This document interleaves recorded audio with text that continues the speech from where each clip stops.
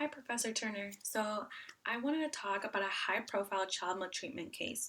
And this is a case about a child who his name is Gabriel Fernandez.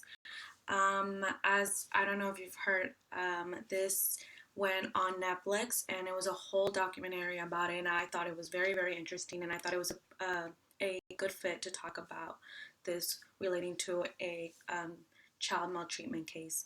So, Gabriel Fernandez was a 8-year-old. He died in May 24th, 2013. He was a first grader. He was Latino, and um, he was originally raised from his uncles, and then he was raised by his grandparents. 6 months before he died, he went with his mother and his mother's boyfriend. So, what happened was that the child, when he was living with his mother and her boyfriend, he suffered a lot of injuries. And a list of them was that he had what is called a depressed skull fracture.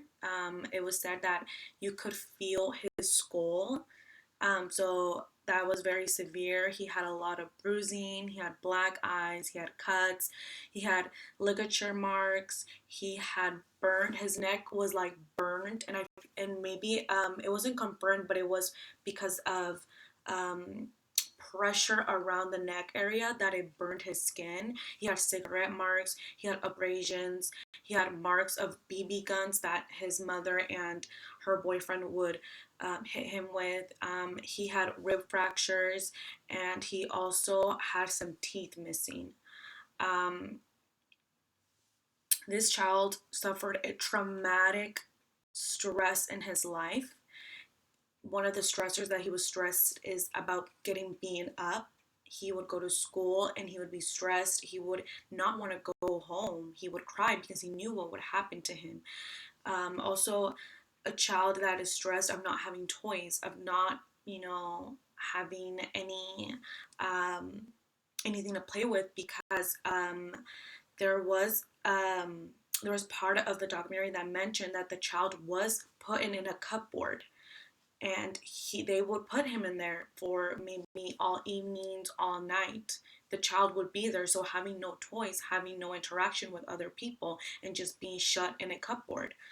Another thing was that he probably suffered a lot of stress of feeling ashamed of who he was because of not understanding why he was being punished or why they were treating him so unjustly. Another thing that he felt scared. He felt scared of the trauma, and he probably felt so stressed that he felt that it was his fault of what was happening to him.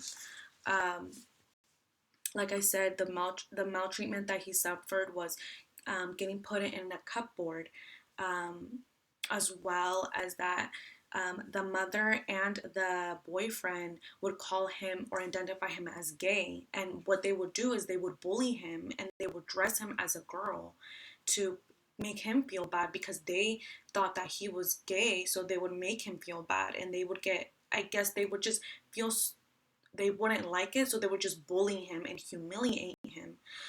What that said was that the child just dealt with so much stress that his thymus gland was barely there. Like when because of the stress atrophy, which is a severe emotional and psychological stress for a long period. It was told that children have a thymus gland, and his was barely there because of so much stress that he was going through.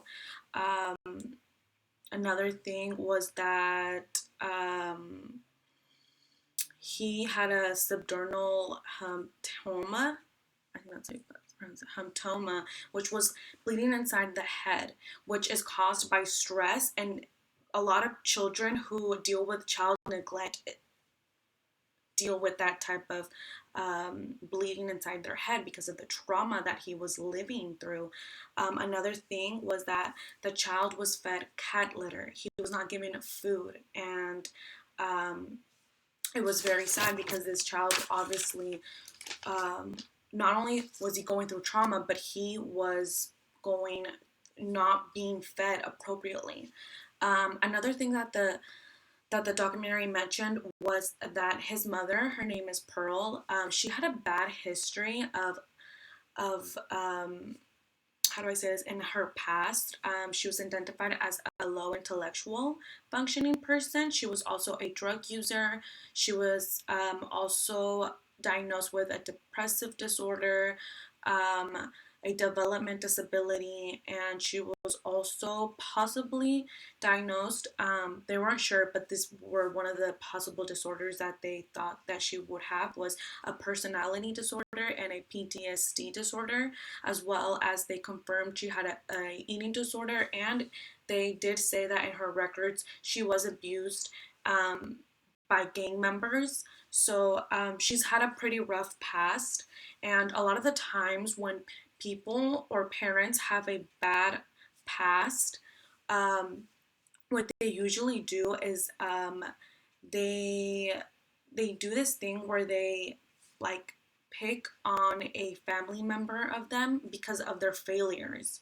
And I think that the mother pearl, she was just so angry for what has happened to her that that was her way of expressing it to her one child who was probably living the same thing as her, and instead of helping him, she she was just so mad, and she had a distress and put all her anger on this innocent child that literally had no had didn't deserve what she did to her to him. Like he did not deserve it at all.